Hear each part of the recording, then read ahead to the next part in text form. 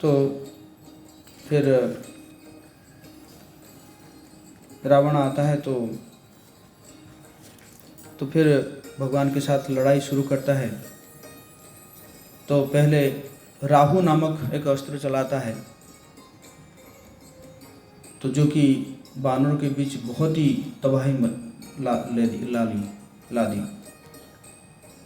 और फिर लक्ष्मण ने जो है कई सारे बाण मार के रावण के बाण को रोकने का प्रयास किया। और तो इसी प्रकार घमासान लड़ाई चल रहा है। तो रावण ने क्या किया है कि भगवान के मस्तक पर एक जो है अस्त्र मारा। तो भगवान विचलित हुए बिना भगवान ने रुद्र अस्त्र से जो है रावण पर वार किया, और उसमें से अनगिनत बाण जो है उसने क्या किया कि रावण के जो कवच था, बहुत है ना अभेद्य कवच था, उससे टकरा कर कोई हानि नहीं पहुंचाया।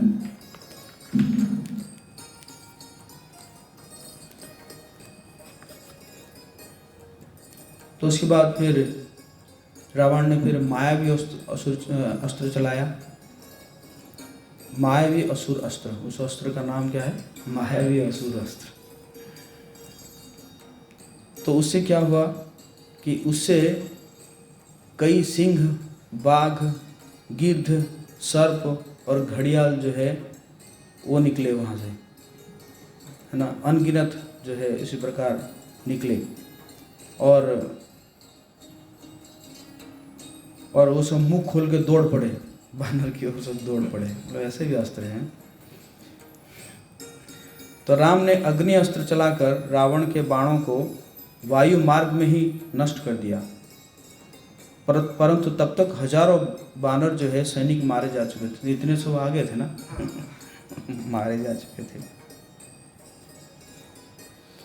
उसके बाद फिर रावण ने माया दानव द्वारा निर्मित एक अस्त्र छोड़ा जिसका नाम था रुद्र। माया दानव जो है वो ससुर है रावण का। माया दानव की पुत्री हुई मंदोदरी। तो उसने दिया होगा अपने दामाद को दहेज में तो फिर और उससे क्या हुआ, उससे जो है बहुत सारे गदा निकले। मतलब एक अस्त्र से अगणित गदाओं, बर्छियों, वज्रों, पाशों, मतलब इसी प्रकार एकदम बहुत सारे अस्त्र उसमें से निकला। तो भगवान ने तुरंत जो है उसको मारे गंधर्व अस्त्र मारे और उसी प्रकार उसको काट गिराया। फिर रावण जो है सूर्य अस्त्र चला दिया। तो उससे क्या हुआ कि मतलब चक्रों की, है ना, झड़ी लग गई, है ना, सभी दिशाओं से एकदम चक्र आ रहा है घूम घूम के। तो भगवान जो है सभी चक्रों को अपने बाणों से खट खट खट खट करके काट दिए। तो फिर लक्ष्मण भी कुछ बाण मारा रावण को, तो रावण जो है उसको काट दिया।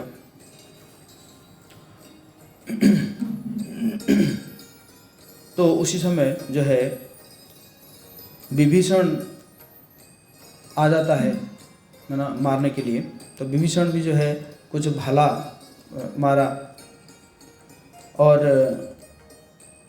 तो फिर विभीषण को देखते हुए उसने भी एक भाला मारा, लेकिन उसको जो है लक्ष्मण काट दिए। लक्ष्मण जो है उसको सुरक्षा दिए विभीषण को। तो लक्ष्मण के ऊपर रावण बहुत क्रोधित हो जाता है। कहता है कि तुमने विभीषण के प्राण बचाने का दुस्साहस किया है, इसलिए अब यह भाला जो है तुम्हारे प्राण ले लेगा। मतलब हर अस्त्र में यही कहते हैं कि अब तू मरा बस अब तू मरा, लेकिन कुछ नहीं होता ऐसे, है ना।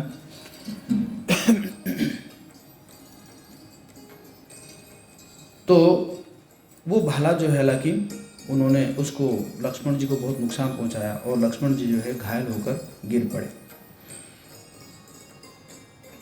तो फिर जो है भगवान को भी बहुत दुखी हो गए भगवान, है ना। और भगवान कहते हैं कि अपने घायल भाई को देखते देखते ही मेरी शक्ति कमज़ोर होने लगती है। लक्ष्मण के बिना विजय के काम मेरे लिए कोई अर्थ नहीं है।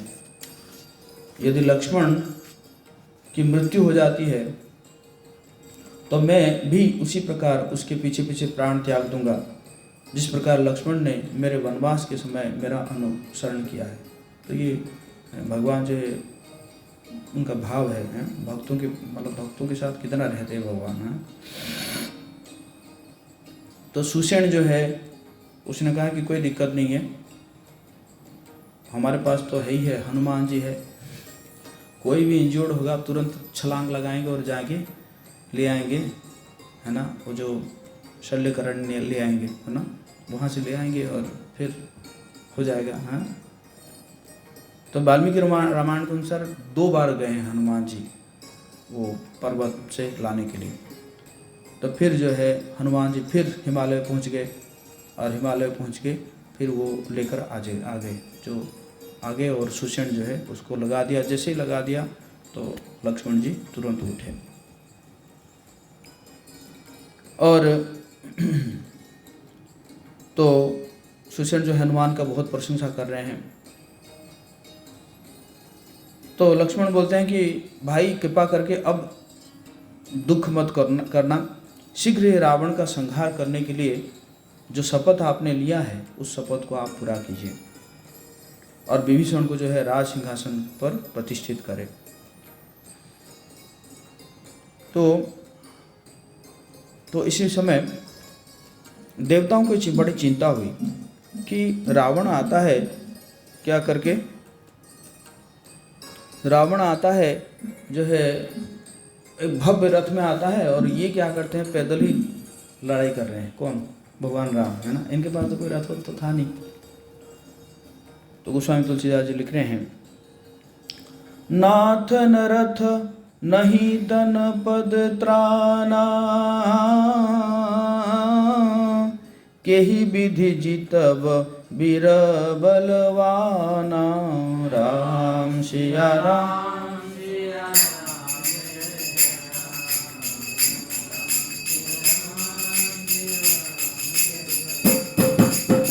सुनहु सखा कह कृपा निधाना, जेहि जय होई सो सदन आना।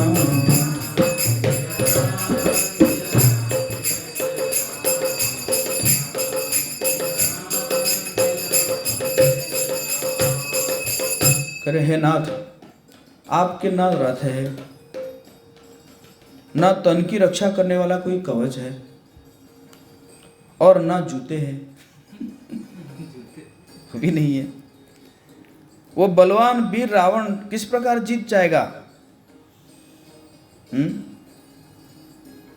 कृपा निधान श्री राम जी कहते हैं, हे सखे सुनो, जिससे जय होती है वो रथ दूसरा ही है। भगवान कहते हैं कि रथ से थोड़ी जय होता है। तो भगवान क्या कह रहे हैं, सौरज धीरज तेहि रथ चाका, सत्यशील दृढ़ ध्वजा पताका।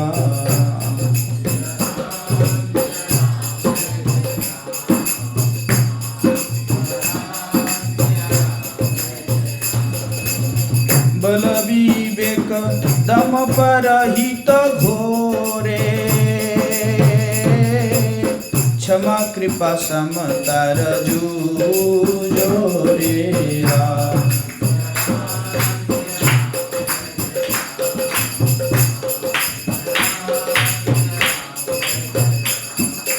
ईश भजनु सारथी सुजाना,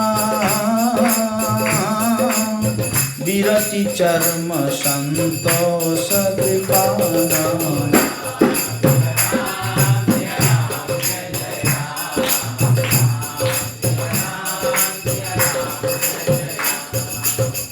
दान परशु बुद्धि शक्ति प्रचंडा, वर विज्ञान कठिन को दंडा।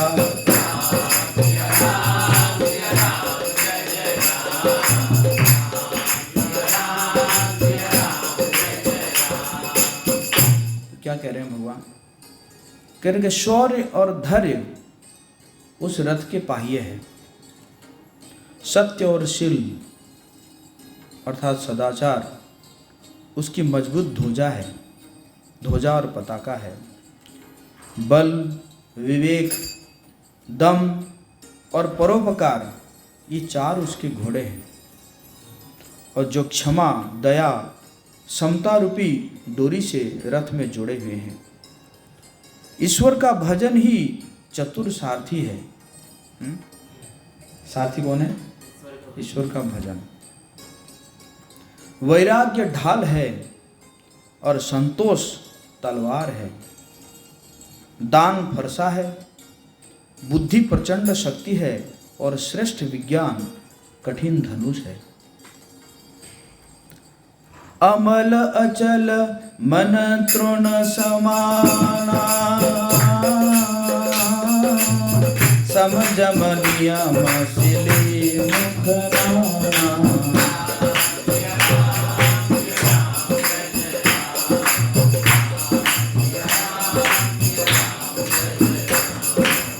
कवच अभेद विप्र गुर पूजा, एहि सम विजय उपाय न दूजा।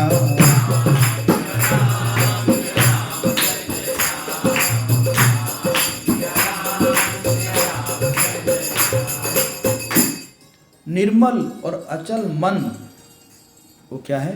तरकस के समान है। शम अर्थात मन का वश में होना, यम और नियम ये बहुत से बाण हैं। ब्राह्मणों और गुरु का पूजन अभेद्य कवच है, इसके समान विजय का दूसरा उपाय नहीं है। तो इसी प्रकार जो है भगवान कह रहे हैं। तो शिव जी कहते हैं, सुर ब्रह्मादि सिद्धि मुनि देखत पथ नभ चढ़े विमाना।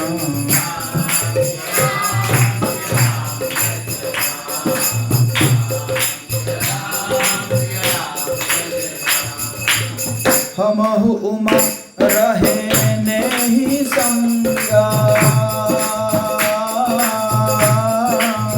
देखत रामचरित रंगा।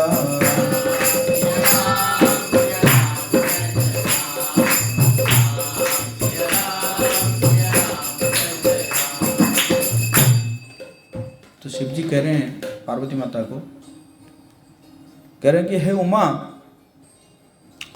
ब्रह्मा आदि देवता और अनेक सिद्ध और मुनि विमानों पर चढ़े हुए आकाश में युद्ध देख रहे हैं। भगवान युद्ध पर रथ पर नहीं है, लेकिन वो सब क्या है? रथ पर चढ़कर देख रहे हैं कि कैसा हो रहा है युद्ध। मैं भी उस समाज में था और श्री राम जी के रण रंग को लीला देख रहा था। शिव जी कह रहे हैं मैं भी था देवताओं के साथ साथ मैं भी था, और मैं भी जो है भगवान जी के लीलाओं को देख रहा था।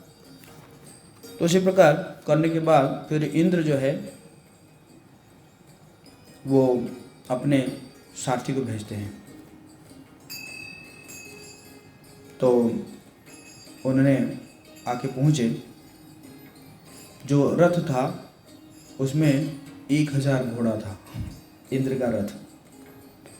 हालांकि रावण जो रथ लेकर आया था उसमें 4 घोड़े थे ना, लेकिन इंद्र का रथ में कितने थे? 1000 घोड़ा था। और रथ जो है वो सोने का रथ था।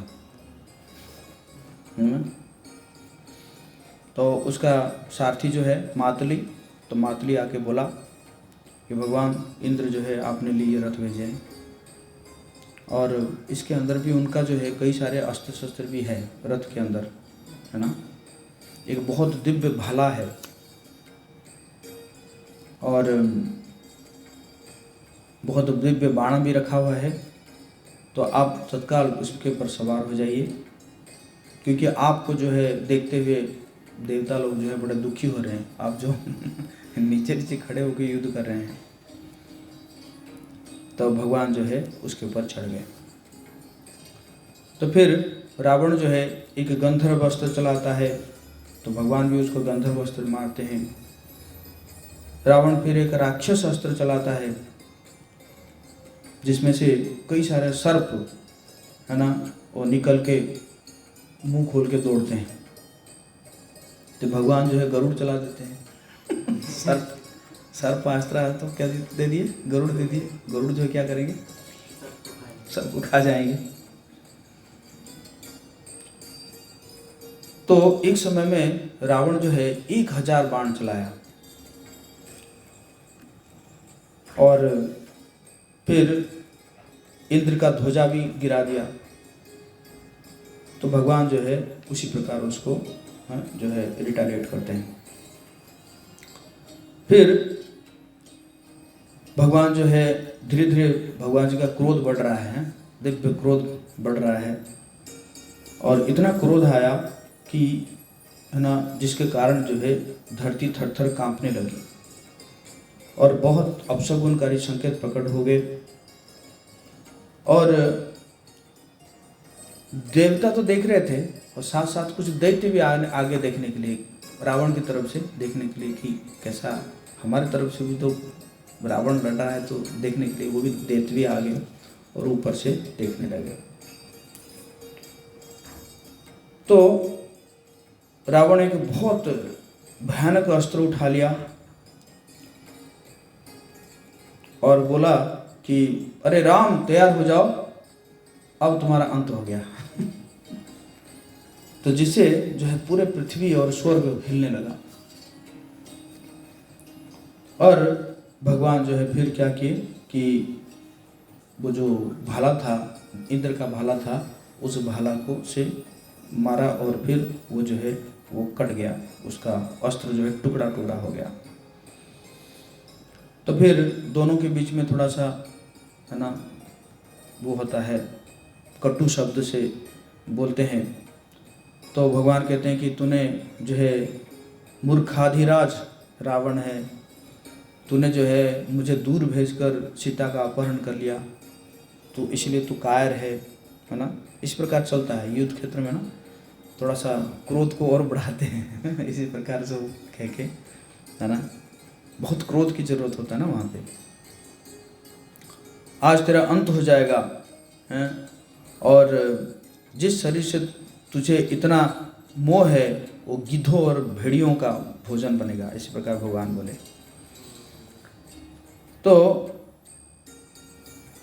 तो इसी प्रकार भगवान जो है कई सारे अस्त्र मारे और रावण जो चकरा गया और जो है मतलब वो अस्त्र से तो उठा भी नहीं पाया।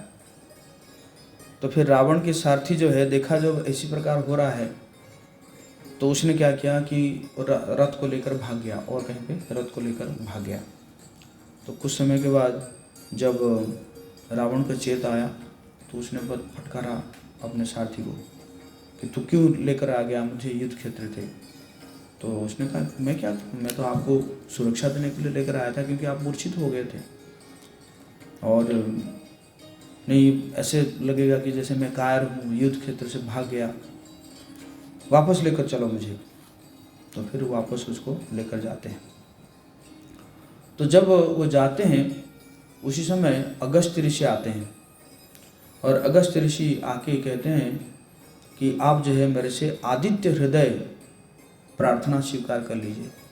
आदित्य हृदय जो है मंत्र ये सूर्य देव के लिए बोला जाता है और ये प्रार्थना इस प्रकार है, अभी मेरे से दोहरा सकते हैं, बड़ा है थोड़ा। हे सूर्यदेव, मैं आपको नमन करता हूँ। आप सभी देवों में सर्व प्रमुख है, क्योंकि आपके असीमित प्रताप से ही संपूर्ण ब्रह्मांड चल रहा है। देवता और असुर दोनों ही अपने श्रेष्ठ कल्याण की कामना से आपकी आराधना करते हैं।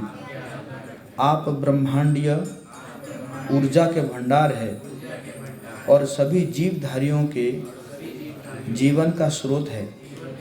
इस प्रकार आप परमेश्वर विष्णु के पराक्रमी विस्तार के रूप में उनका सर्वोत्तम प्रतिनिधित्व करते हैं। वैदिक आराधना का ज्ञान रखने वाले पुरुष सूर्य में स्थित भगवान नारायण के रूप में प्रतिदिन 3 बार आपकी स्तुति करते हैं। केवल आप ही इस ब्रह्मांड के गहन अंधकार को नाश करते हैं।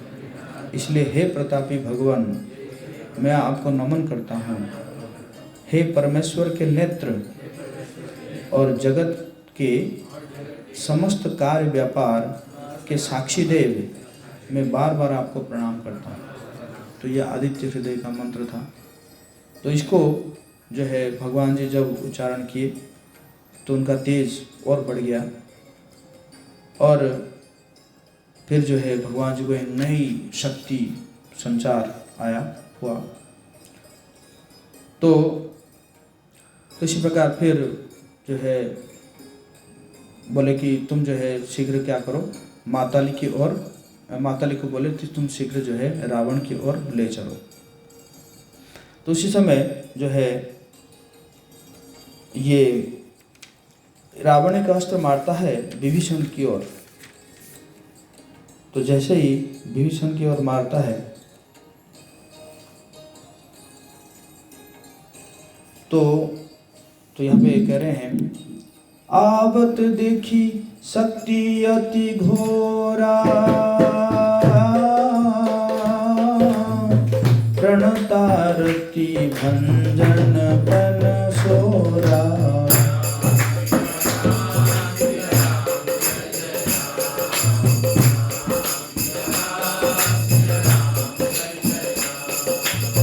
तुरत विभीषण पाछे मेला, सन्मुख राम से सोई सेला।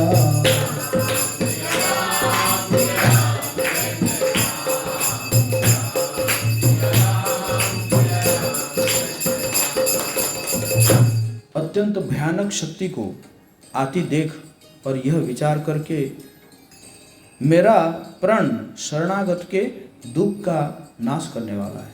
भगवान जी का प्रण क्या है? जो शरणागत है उनका दुख को नाश करेंगे।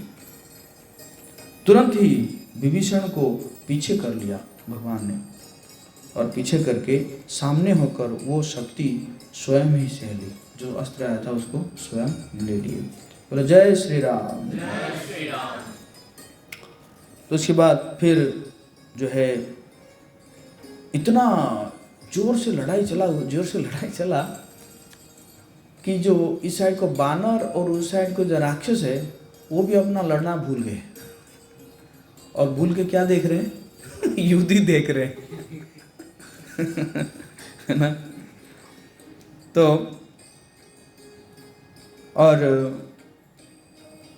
तो उसके बाद फिर भगवान जो है क्या करते हैं कि उसके सिर को काटते हैं। तो एक सिर को काटते हैं तो फिर दोबारा आ जाता है।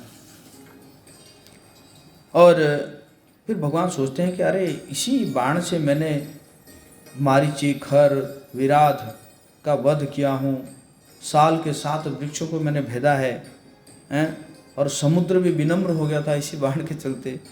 क्या हो रहा है? ये जो है निष्प्रभाव कैसे हो रहा है? तो फिर जो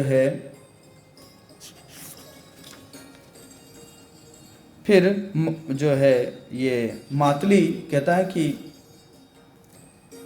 आप बचाव क्यों कर रहे हैं? आप थोड़ा अटैकिंग मोड में नहीं आ रहे हैं, है ना। आप अपनी असीमित शक्तियों के बारे में भूल गए हैं मातली ऐसे कह रहा है सारथी, राक्षस राज के विनाश की घड़ी आ गई है, आप दिव्य ब्रह्मास्त्र का प्रयोग क्यों नहीं कर रहे हैं अभी तक आपने। तो फिर जो है भगवान ने क्या किया कि वो ब्रह्मास्त्र को लिए और ब्रह्मास्त्र को लेकर उन्होंने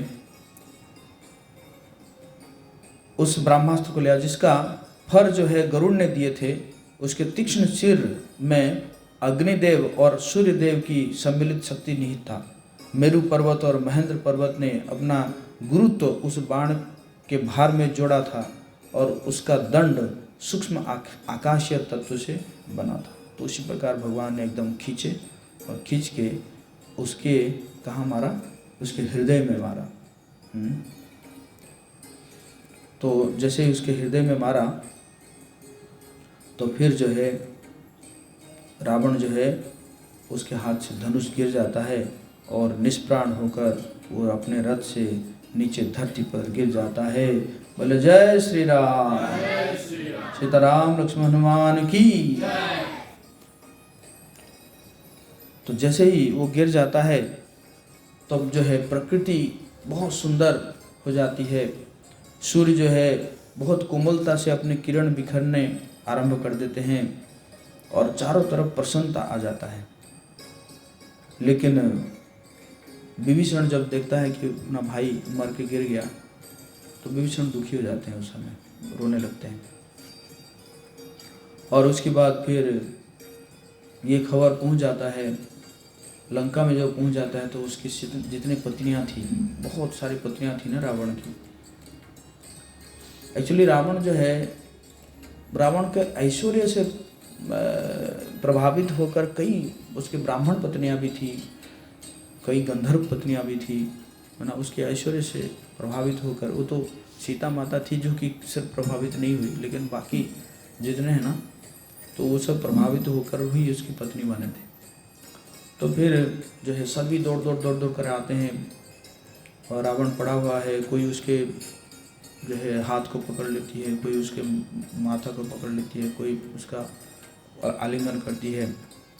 और इसी प्रकार वो लोग जो है कहते हैं कि अच्छा होता कि आप जो है विभीषण ने जो सलाह दिया था अगर मान लेते तो आज ये हाल नहीं होता, है ना। और मतलब उसको रो रहे हैं और रो के जो है क्या कर रहे हैं, उसके गुणगान तो नहीं कर रहे हैं बल्कि उसकी बदनामी कर रहे हैं, है ना। कह रहे हैं कि तुम आपके समान निष्ठुर और कठोर हृदय वाला कौन हो सकता है ना। यही अंत होता है ऐसे व्यक्ति का जो कि सीता को अपहरण करके उसकी इच्छा के विरुद्ध उसे बलपूर्वक अपने पास रखने का दुस्साहस किया था आपने। और मंदोदरी कहती है ना, आप इतने शक्तिशाली होकर भी राम का मुकाबला नहीं कर सके क्योंकि आपको बहुत घमंड हो गया था। और भगवान राम के रूप में स्वयं भगवान विष्णु है, वो धरती पर अवतार लिया है। मैंने आपको बोला था पहले ही, महेंद्र जो है मंदोदरी बोली थी। और ताकि धरती से आपकी बोझ को हल्का कर सके, मंदोदरी ऐसे कह रही है। भगवान विष्णु राम के अवतार में आए हैं आपकी बोझ को हल्का करने के लिए, तो आप तो मरेंगे ही, है ना। है कि नहीं। तो हालांकि आपका बहुत नीच चरित्र था, लेकिन फिर भी अब मैं सोच रही हूँ कि कैसे जीऊँगी मैं आपके बिना। तो इस प्रकार जब वो कर रहे थे तो फिर भगवान राम ने विभीषण को आदेश दिया कि इसका क्या करो, दाह संस्कार करो। विभीषण ने मना कर दिया, नहीं मैं नहीं कर सकता, जो पराय पत्नी को हरण किया है उसको भोग करना चाहता था, तो मैं उसका दाह संस्कार नहीं करूँगा। तो भगवान कहते हैं कि कोई बात नहीं, जब वो निष्प्राण हो गया है तो अब जो है सारा शत्रुता खत्म हो गया है, तो इसलिए आप जो है उसको कीजिए। फिर विभीषण जो है फिर पालकी मंगवाता है और उसमें रावण को रखा जाता है और फिर लेकर जाके जो है उसका, है ना, दाह संस्कार किया जाता है। और फिर जो है रावण की पत्नियां फिर अपने जो है महल में चली जाती है। अब जो है भगवान राम अपना क्रोध को त्याग कर दिए और बहुत सौम्य रूप यहाँ आ गए। और आने के बाद उन्होंने फिर जो ये रथ था, इंद्र का रथ था मातली, तो उन्होंने भी अनुमति मांगा कि अब मैं वापस जाना चाहता हूँ। तो भगवान ने उसको अनुमति दे दिया। और फिर भगवान ने लक्ष्मण जी को बोले कि आप जो है ये समुद्र से पानी लेकर आओ और विभीषण का राज्याभिषेक किया जाएगा। तो लक्ष्मण जी जो है सारे जितने भी बानर थे और विभीषण के जो मंत्रियाँ थे तो उनको बोले कि जाइए सोना का घड़ा दिए। तो उससे जो है वो लोग लेकर आए, जो पानी लेकर आए। तो वैदिक विधि विधान के अनुसार विभीषण का राज्याभिषेक किया गया। उसके बाद फिर क्या होता है कि भगवान जो है हनुमान जी को कहते हैं कि आप जाके जो है सीता को ये संदेश दो कि रावण मर चुका है, और बस इतना संदेश दो कि रावण मर चुका है और कुछ नहीं। भगवान राम बोले, हनुमान जी बोले कि बस इतना संदेश दो, क्या रावण मर चुका है और आप मुक्त हो चुके हो। और वो कुछ अगर संदेश देना चाहती है तो तुम आप लेकर आओ।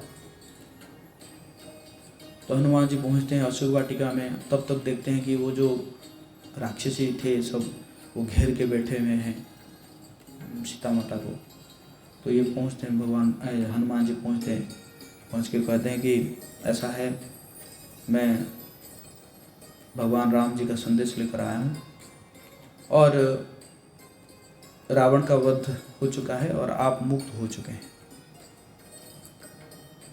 और अगर आप चाहे ये जितने भी राक्षसी आपको जितने भी तन किए हैं ना, ये सबको मैं मार सकता हूँ, मार दूँ आपके सामने। तो सीता माता तो बहुत दयालु थी, उन्होंने फिर एक स्टोरी सुनाती है।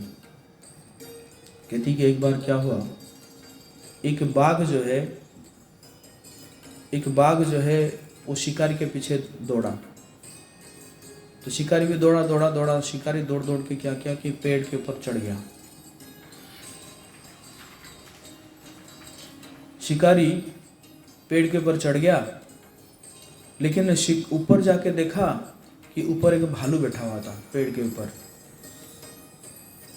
तो बाघ जो है वो भालू को कहता है कि तुम एक काम करो, ये जो शिकारी है ना, ये शिकारी हमें मेरा भी शत्रु है, तुम्हारा भी शत्रु है।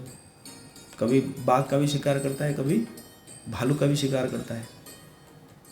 तो इसी कारण क्या करो कि तुम जो है ये शिकारी को गिरा दो ताकि जो है मैं इसको खा जाऊंगा और हम दोनों का शत्रु नष्ट हो जाएगा। तो भालू कहता कि नहीं, क्योंकि वो मेरे निवास पर शरण लेने आया है तो मैं उसको ऐसे नहीं करूँगा। तो फिर कुछ समय के अंतराल में भालू को नींद आ जाता है और भालू सो जाता है और शिकारी वहाँ पे पेड़ में बैठा हुआ रहता है। फिर बाघ जो है शिकारी को कहता है कि देखो तुम ये भालू को गिरा दो और मैं खा के चला जाऊँगा और तुम्हारा कोई नुकसान नहीं करूँगा। लेकिन शिकारी जो है बहक जाता है और शिकारी क्या करता है, वो भालू को गिरा देता है। तो जैसे ही भालू को गिराता है तो भालू जो है कैसे भी करके है ना पकड़ लेता है, टहनी पकड़ के अपने आप को बचा लेता है। बचाने के बाद फिर बाघ कहता है कि देखो तुमने बचाया था ना शिकारी को, और यही जो है तुम्हें क्या कर रहा था, गिरा रहा था। तो तुम क्या करो, ये शिकारी को गिराओ। फिर भी भालू कहता है कि एक महात्मा व्यक्ति जो है वो अपने ऊपर अपने शत्रु को भी वो जो है क्या करता है, उसको भी जो है वो क्षमा करता है, तो इसलिए मैं नहीं गिराऊंगा। तो सीता माता ऐसे एग्जाम्पल देके उदाहरण देके कहती है कि हालांकि ये राक्षसी क्या है, ये तो सब जो है वो रावण के कहने पर मुझे सता रहे थे, तो इसलिए मैं नहीं चाहती हूँ कि उनको नुकसान पहुँचे। तो फिर जो है तो हनुमान जी बोले कि राम जी का यही संदेश था कि आप मुक्त हो चुके हैं, अगर आप कुछ संदेश देना चाहती है तो आप बोलिए। तो सीता माता कहती है कि मैं बस उनसे मिलना चाहती हूँ, है ना, बहुत जल्दी मैं उनसे मिलना चाहती हूँ, बस यही संदेश है मेरा। तो फिर हनुमान जी आके कहते हैं भगवान राम जी को कि वो आपसे मिलना चाहती है, बहुत तड़प रही है आपसे मिलने के लिए। तो फिर भगवान राम जो है विभीषण को आदेश करते हैं कि आप जो है उसके लिए अच्छे वस्त्र का व्यवस्था कीजिए और उसको स्नान कराइए, और स्नान करा के अच्छे वस्त्र और आभूषणों से उसको लेकर आइए। तो विभीषण जो है सारे वस्त्र आभूषण लेकर जाते हैं अशोक वाटिका में, और जाने के बाद कहते हैं कि राम जी का ये आदेश है आप स्नान कर ले और आभूषण पहन ले और फिर पालकी में चले। माता कहती है कि मेरे पास इतना समय नहीं है, मैं स्नान भी नहीं करना चाहती हूँ, मैं तुरंत जाके मिलना चाहती हूँ। तो विभीषण ने कहा नहीं, ये तो राम जी का आदेश है, उस आदेश का पालन करना होगा। तो फिर सीता माता स्नान करती है और आभूषण को पहन के पालकी में आती है। तो जैसे ही पालकी में आ रही है तो ये जो बानर जो है वो देखना चाहते हैं, यार भाई इतना हमने लड़ाई किया है जिसके लिए कम से कम दर्शन तो हो जाए। तो बहुत एकदम करोड़ों में बानर थे, है कि नहीं? क्योंकि देखो कोई मरा ही नहीं, जो मरा था ना उसको भी जो है वो जो जड़ी बूटी जो लेकर आए जो हिमालय से, उससे भी बचा लिया गया। भगवान राम जी के जो सैन्य थे वो कोई मरे ही नहीं, रावण के तो सारे असुर मर गए। और तो उसमें एकदम धक्का मुक्की होता है कि ना। तो फिर रावण जो है कुछ विभीषण जो है कुछ कहते हैं कि बहुत ज़्यादा मतलब सिक्योरिटी लगा देते हैं। तो जब भगवान राम को पता चलता है तो भगवान राम कहते हैं कि सीता को बोलो पालकी से उतर जाए, पालकी से उतर जाए। कहते हैं कि स्वयंवर के समय, और मतलब 2-3 जगह में कह रहे हैं कि उस समय दर्शन करने से कोई अंतर वो नहीं है।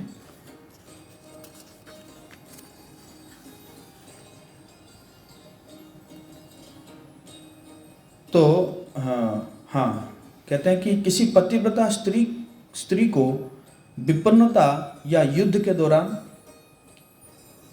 स्वयंवर के समय और यज्ञ के समय या विवाह समारोह में सार्वजनिक रूप से देख जाने से में कोई बुराई नहीं है। 4 जगह बताए।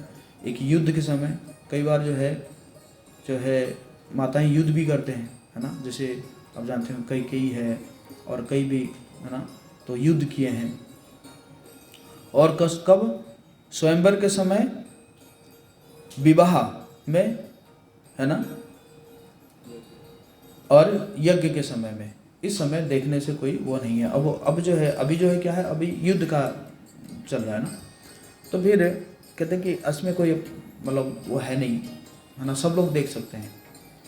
तो फिर जो है सब बानर जो है अच्छे से एकदम देखते हैं मतलब हाँ, मतलब एक जिसके लिए हम लड़े थे कम से कम उसको तो देखना चाहिए ना है कि नहीं। तो इसी प्रकार देख के जब सीता माता पहुंचती है भगवान राम के पास, तो यहाँ पे भगवान जो है बहुत सुंदर एक लीला करते हैं जिसको समझना बहुत मुश्किल है ना, सिर्फ भक्ति ही उसको समझ सकते हैं, है? तो भगवान का जो रूप है वो रूप एकदम चिंतन रूप हो जाता है। मतलब ऐसा लगता है कि भगवान जैसे प्रसन्न नहीं है। तो भगवान कहते हैं कि देखो, कोई भी जो है पवित्र पुरुष जो है वो, कोई भी स्त्री अगर किसी पुरुष के घर में रहती है इतने दिनों तक, तो उसको ग्रहण नहीं करना चाहिए। और इसी कारण जो है मैं तो आपको ग्रहण नहीं कर सकता, और आप अगर चाहो तो और किसी पुरुष को ग्रहण कर सकते हैं। इस प्रकार भगवान बोलते हैं। तो सब एकदम मतलब वो हो जाते हैं, मतलब एकदम दुखी हो जाते हैं सभी लोग। तो फिर सीता माता कहती है कि अगर आपको ऐसा करना था तो आप जब हनुमान को भेजे थे उसी समय आप कह देते ना, तो फिर मैं इतना दिन तक जीती नहीं, मैं उसी समय प्राण त्याग कर देती। और फिर आपको इतना इतना कष्ट उठाने की जरूरत था नहीं, युद्ध करना, इतने सारे करने की क्या आवश्यकता था, मैं उसी समय प्राण त्याग कर देती। अगर आपको आपके मन में ये विचार था तो ठीक है। अगर आप मुझे स्वीकार नहीं कर रहे हैं तो मेरे लिए एक ही उपाय क्या है कि मैं अग्नि में प्रवेश करूं। तो इस प्रकार जो कहते हैं तो अग्नि का व्यवस्था किया जाए, सीता माता कहती है। तो लक्ष्मण जी कुछ समझ नहीं पाते हैं और भगवान राम की ओर देखते हैं तो राम जी भी स्वीकार कर रहे हैं। तो फिर लक्ष्मण जी जो है वो यज्ञ का जो है अग्नि का व्यवस्था करते हैं। और सीता माता जो है कहते हैं अगर मेरे मन में कभी किसी और पुरुष के प्रति एक क्षण के लिए भी मेरा मन नहीं गया हो तब जो है आप मेरी रक्षा करें, इसी का कह के वो अग्नि में प्रवेश कर जाती है। और जैसे प्रवेश कर जाती है सब हा हा हा हा करने लगते हैं, सब चिल्लाने लगते हैं, विलाप करने लगते हैं। लेकिन अंदर से जो है देखा जाता है कि उनका जो आभूषण है वो और चमक उठता है, क्योंकि सोना था ना, सोने का वो चमक उठता है। और फिर अग्निदेव प्रकट होते हैं और अग्निदेव प्रकट होकर उनको लेकर फिर वापस भगवान के राम के पास खड़े कर देते हैं। और उसी समय सारे आ जाते हैं, ब्रह्मा जी, शिव जी सब आ जाते हैं। कहते हैं कि आप अपने आप को पहचानिए, आप स्वयं नारायण हैं और ये स्वयं लक्ष्मी हैं, तो आप कैसे इनको त्याग कर सकते? ये तो आपके नित्य संगी है आपकी, आप कैसे इनको त्याग कर सकते हैं? और ये पूर्ण रूप से पवित्र है। फिर भगवान कहते हैं कि मैं जानता था, लेकिन कोई जो है आगे जाके मेरे ऊपर उंगली ना उठाए और सीता की पवित्रता जो है पूरे संसार को जाने, और इसी कारण जो है मैंने ये किया था, है ना। तो इस प्रकार यहाँ से मैं जब पढ़ रहा था तो मेरे अंदर दो चीज़ आया। एक तो महाप्रभु का जो लास्ट वाला श्लोक है, आश्लीषवापादतां पिनष्ट माम अदर्शनान् मर्महतान् करोतु वा यथा तथा वा विद्धातु लंपटो मत प्राणनाथस्तु स्वयं। भगवान हमारे साथ कुछ भी करे, जो है महाप्रभु कह रहे हैं, वो चाहे हमें आलिंगन करे या हमें जो है किक आउट कर दे, तो भी वो कर सकते हैं। हम उनके ऊपर कोई लांछना नहीं लगा सकते हैं। क्यों? क्योंकि वो स्वतंत्र ईश्वर है। तो एक चीज तो ये है। अब दूसरा, फिर भगवान चाहते हैं कि भक्त का यश कैसे बढ़े, और उस कारण भगवान ऐसे ऐसे कभी लीला करते हैं कि ऐसा लगता है कि जैसे ऐसा कैसे हो गया। अभी जैसे मैं पहले पढ़ा तो मुझे लगा कि ऐसे कैसे कह रहे हैं भगवान, ये कैसे हो रहा है ऐसे, हैं? बोलो कैसे ऐसे कह सकते हैं आप जो है किसी दूसरे पुरुष के साथ रहे हो, वो पुरुष आपको भोगा होगा, है ना, ऐसे कैसे हो सकता है ना। लेकिन भगवान इसको इसीलिए कर रहे हैं ताकि भक्त का यश जो है और बढ़े और बढ़े। तो इसी प्रकार सीता माता के यश को और बढ़ाने के लिए, उनके पवित्रता को और बढ़ाने के लिए उन्होंने इस प्रकार लीला की। इसका दूसरा एंगल भी है, वराह पुराण में दिया गया है कि वराह पुराण में दिया गया है कि जब 13 साल बीत जाता है, लगभग 1 साल बाकी रहता है, तो उस समय भगवान जो है सीता माता को कहते हैं कि अब समय आ चुका है, आपको आएगा रावण आएगा हरण करने के लिए। तो रावण आएगा हरण करने के लिए, लेकिन रावण जो है आपको लेकर नहीं जा सकता क्योंकि आप इतने पवित्र हैं। तो इसीलिए हमें क्या करना पड़ेगा, एक दूसरी सीता को भेजना पड़ेगा, जिसका छाया सीता उसको बोलते हैं। तो फिर वो अग्निदेव वहाँ पे प्रकट होते हैं और अग्निदेव को भगवान जो है सीता माता को सौंपते हैं और अग्नि देव जो है और एक छाया सीता देती है। जो छाया सीता की कौन थी? वेदवती थी। जो वेदवती को जो है रावण वो किया था, जो है उसके बाल को पकड़ लिया था जबरदस्ती विवाह कराने के लिए। और वो वेदवती जो है क्या श्राप दी थी कि मैं जो है तुम्हारी मृत्यु के कारण बनूंगी। जय श्री जगन्नाथ सुब्रह्मण्य की जय, गौनिताई की जय, सीताराम। तो जब अग्निदेव असली सीता को ले गए, अग्निदेव और उनकी पत्नी स्वाहा, अग्निदेव भी छू नहीं सकते सीता को। कौन लेकर गई थी? स्वाहा लेकर गई थी। और फिर इस समय क्या हुआ? इस समय जो है वो फिर छाया सीता को ले लिए और फिर असली सीता को वापस कर दिए। ऐसे वराह पुराण में वर्णन है। तो इसी प्रकार होता है। तो जो है फिर भगवान है ना, इसी प्रकार जो है कहते हैं कि आपकी पवित्रता को मैं पूरे पृथ्वी में जो है वो करने के लिए है ना, और मैं इस प्रकार जो है किया।